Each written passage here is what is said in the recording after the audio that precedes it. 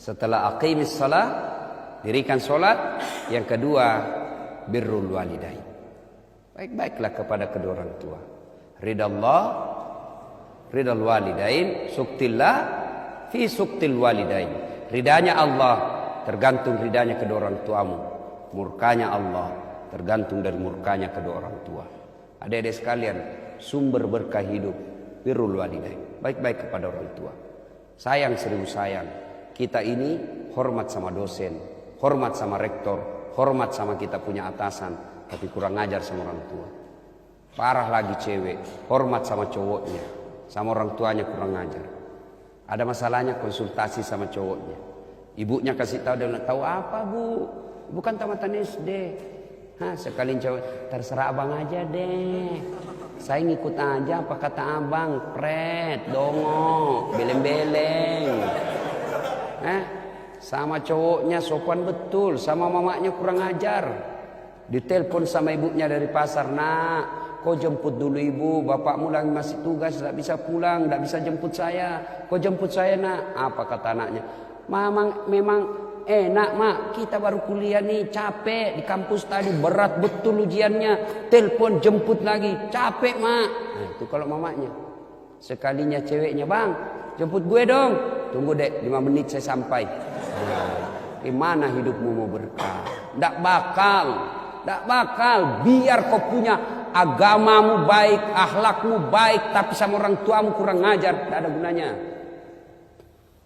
Ya, mungkin terlalu kasar kalau saya katakan hitab jidatmu sholat, Senin Kamis kau tahajud, ngajar ngaji kau di masjid, itikaf tiap malam Jumat, Senin Kamis kau puasa, tapi ibu bapakmu kau keluarkan air matanya, tidak bakal kau masuk surga bos. Jangankan masuk surga, kata Nabi, baunya surga kau tidak akan dapat. Al jannatu takhta aqdamil ummahat. Surga itu berada di bawah telapak kaki ibu. Dia bilang, bapak-bapak gimana? Betul, surga di bawah telapak kaki ibu, tapi untuk sampai ke surga itu kau butuhkan jembatan dari bapakmu. Apa? Ya baik-baiklah sama orang tuamu. Ini cowok, cewek, mau bukti bahwa kau lebih hormat sama cowokmu daripada bapakmu? Mau bukti? Hah?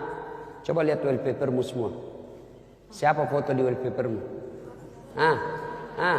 Lee Min Ho.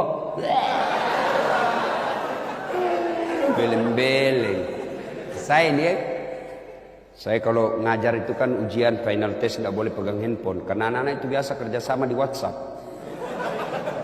Dia bikin WhatsApp grup, 1 kali jawaban semua 1 kelas tahu. Nggak boleh pegang handphone, simpan handphonemu di sudut kanan meja. Sudah, sambil saya jalan-jalan, tiba-tiba ada cewek putih sekali cowoknya, cakep betul.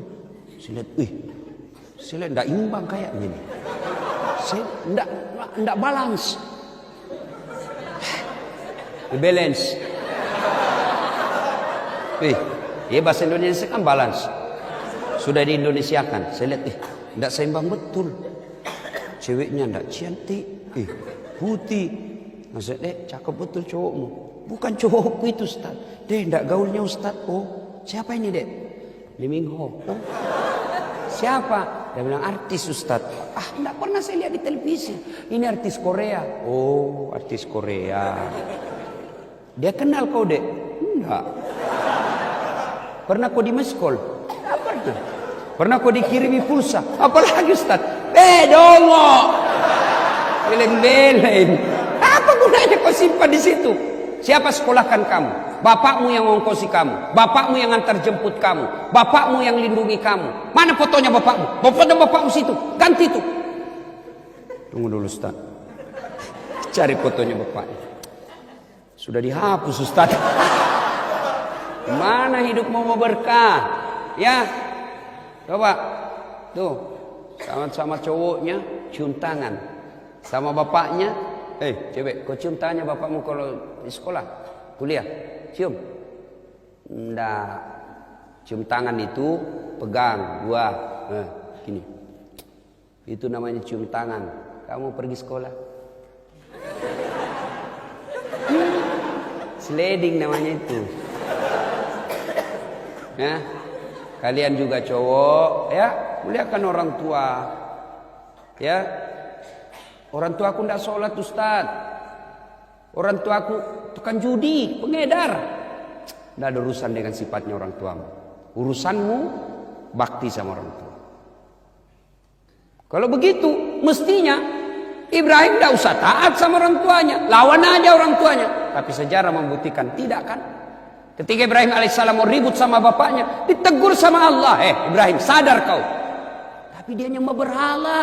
Dia produsennya berhala, ya Allah. Allah berfirman, jangan kau ribut sama bapakmu. Kau yang keluar dari desamu, kau yang mengalah. Keluar kau dari desamu, jangan ribut sama bapakmu. Maka tidak bakal dapat surga kalau kalian durhaka sama orang tua. Kok bisa Ustaz? Karena orang tua lah yang paling ikhlas membesarkan dan mencintai kita. Mana ada kalian pacaran 1-2 bulan, oh semua enak-enak. Begitu mulai kelihatan aslinya, mulai. Jangankan pacaran, suami istri tengkar.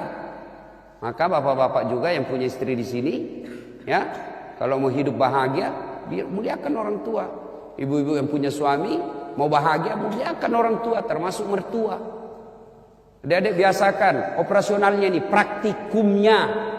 Kan kita semua tahu, jangan kau durhaka, kau berbuat baik sama orang tuamu. Itu semua orang tahu, mana operasionalnya.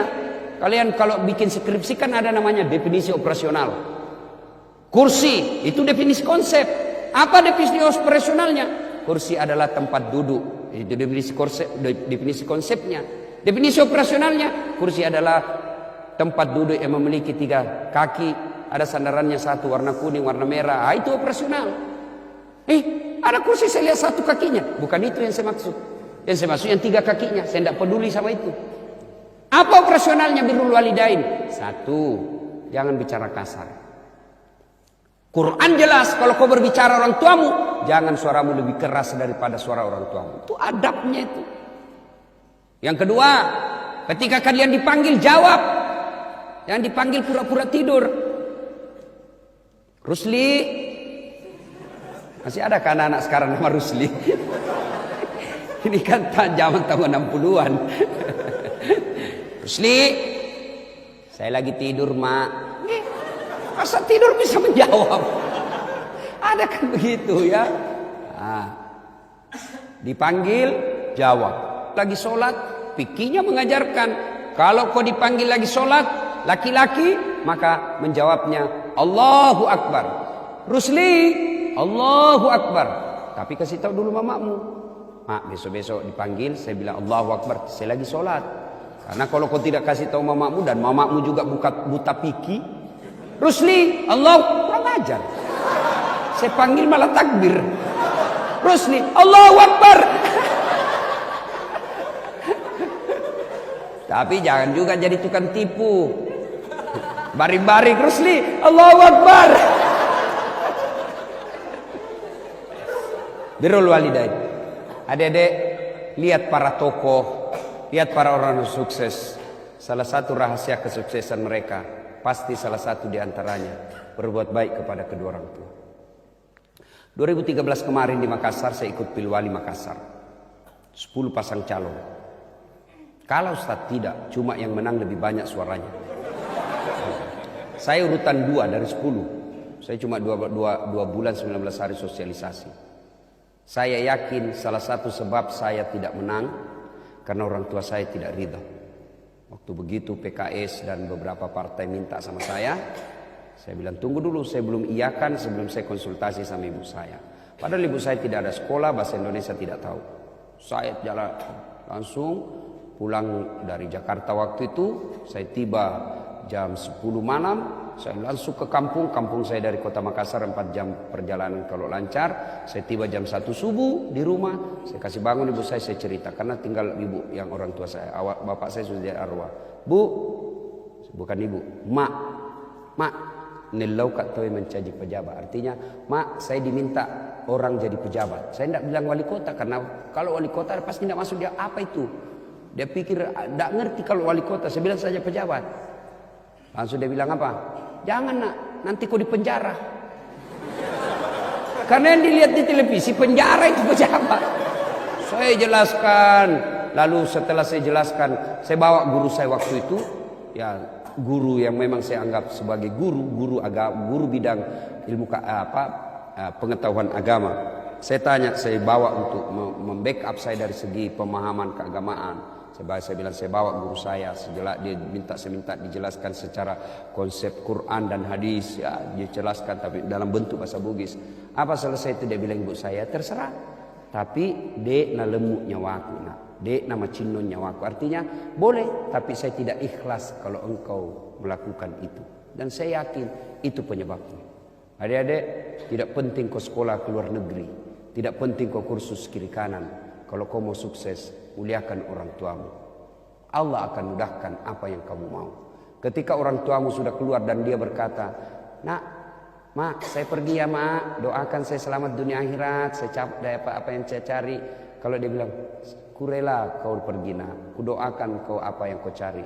Bergetar itu arasnya Allah. Maka jangan pernah tinggalkan rumahmu tanpa izin orang tuamu. Jangan pernah melakukan apa-apa tanpa restu orang tuamu. Keluar mau ujian, cium tangannya, mak doakan saya. Begitu makmu bilang, iya nak, kau sukses, itu doa langsung terbuka arasnya Allah. Doa paling mustajab untuk kita anak dari bibir ibu. Maka jangan pernah lupakan minta didoakan orang tua. Apapun saya mau lakukan, saya sekarang sampai detik ini, apapun saya mau lakukan, pasti saya minta pendapat orang tua saya. Meskipun pada akhirnya saya tidak terima. Tapi apa? Saya tanya sama ibu saya, bukan saya butuhkan ilmunya, bukan saya butuhkan argumentasinya, tapi apa yang saya butuhkan? Ridanya. Kalau ibu saya rida, Allah pasti rida sama saya. Kalau ilmunya, ya bukan takabur, pasti ilmu saya lebih tinggi dari ibu saya. Tapi bukan ilmu yang membuat Allah rida sama kita, tapi apa? Berkah dari ibu bapak. Maka minta pendapatnya. Nah, itu ibu kalau kita seperti saya, mak saya, apa lagi kau tanya saya, apalah saya ini, nah, kau lebih tinggi sekolahmu. Tapi dalam hatinya pasti senang, anak saya ya masih membutuhkan saya, masih butuh pendapat saya, sehingga ridanya membuat Allah ridha sama kita. Ada orang kita lihat ilmunya tidak cerdas, tapi kok hidupnya mulus-mulus aja, hidupnya rasanya apa yang dia mau semua dikasih Allah. Salah satu kuncinya adalah birrul walidain, berbuat baik kepada kedua orang tua. Ibu bapak saudara-saudara sekalian, adik-adik sekalian, inilah dua hal coba anda pelihara dengan sebaik-baiknya. Pelihara solat. Saya sudah solat Ustaz. Tidak cukup dengan solat 5 waktu, tambah sunnah-sunnah. Sudah sunnah-sunnah lengkap Ustaz. Tidak cukup itu. Yuk pelihara solat jamaah. Saya lihat ini adik-adik semua muka-muka rajin jamaah. Alhamdulillah. Kadang-kadang cowok kalau jatuh cinta apa dia bilang, gunung kan kudaki, lautan ku seberangi, masjid kau lewati.